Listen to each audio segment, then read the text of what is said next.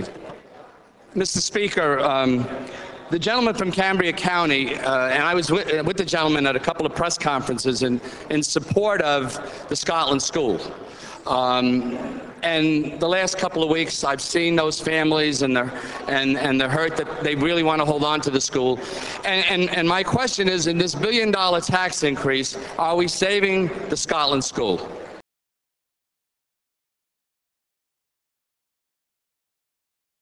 Or not? We're not going to save the Scotland School? That's very disappointing. How about the Scranton School for the Deaf? It's about $5 or $6 million. In this bill, are we going to save that school?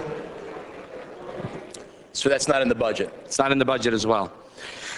You know, Mr. Speaker, I have in front of me the governor's budget, all line by line.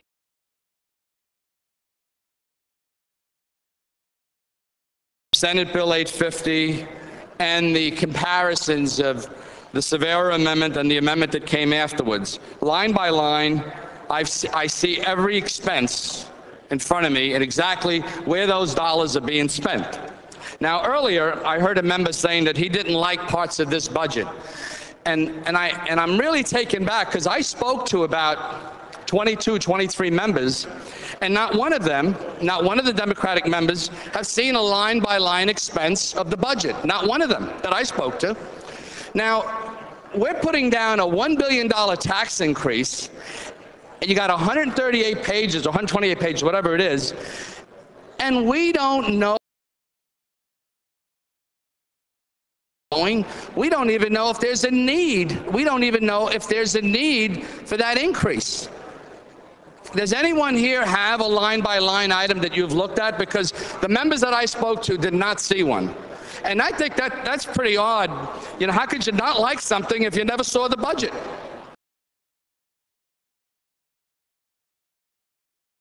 The school funding? Yes, sir.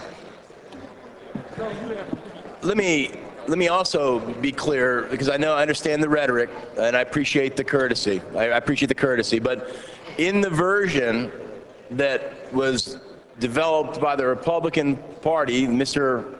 Scavello from Delaware County, sorry to mention his name, but in that version, sir, that you co-sponsored, those two priorities were not funded either. So let's just be clear. Is that true? I'm very satisfied with that comment, sir. But at the same time, is that true? We did not raise tax $1 billion because no. But is it true or isn't it? Standing for interrogation. I didn't stand for interrogation. I was asking.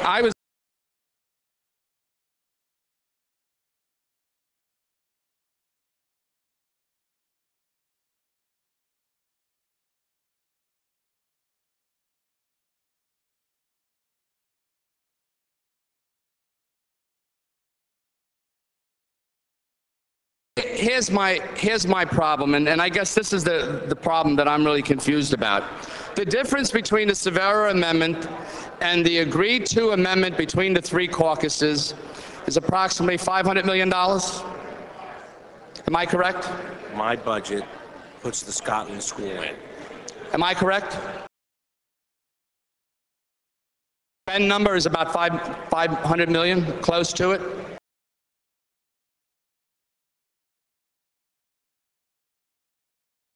What's the Scotland? Yes, sir. It's in a range of 450, 500. 450, 500. Okay. First, I just want to clarify that the Scotland School was included in the Scavello budget. There was, the Scranton School wasn't, the Scotland School was in that Scavello budget. Okay, but let's continue on. I just not recently saw an audit from the Auditor General of your party, sir, that made an audit of the welfare with the 400 million welfare fraud in the Commonwealth. If we could correct that 400 million fraud, we're only about 50 million out, aren't we? And we could spend that number without having to raise any taxes. Has anyone thought about possibly looking at that as a possibility? Yes, sir. We looked at those, and we have some significant problems with the way the methodology was developed. You know, he is the Auditor General of Pennsylvania, and with all due respect, he was a senator as well, and of your party, and comes up with a number like that. I think that he should be given the opportunity. We should look at that to try to save that $400 million. I look at this, and there's a $400 million difference, like you just said, but the difference is $1 billion in more spending. If there's a $450 million difference, why do we need to raise taxes by $1 billion?